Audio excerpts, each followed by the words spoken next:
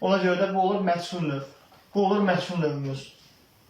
Biraz ola da qarşılıqlı olsun burada yazdığım. Amma mahiyyət etibarilə biz başa düşdük ki, məchul növ nədir, qayılış növ nədir. Sualımız olsa yaza bilərsiniz sonra. Paltar yuyuldu, məchul, bəli, afərin. Super, başa salır. Çox sağ olun, Allah razı olsun. Bu belə. Çalışıram, yenə sadə dildə başa salırım. Çox belə çürütməyim də. Bəzən məsələn uzadım. Testlər üzərində işləyirik bunları. Testlərin üzərində əsas önəmlidir. Yəni, indi növbədə gəlir bizim məşhur növlərimizdən birinin olsun bizim qayıdış növ, qarşılıq növ. Keçək ora.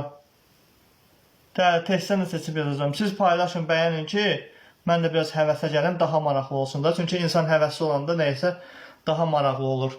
Dərsə qarşı, işə qarşı. Bəyənin, bir 5000 eləyək bunu. Keçirik nəyə? Keçirik qarşılıq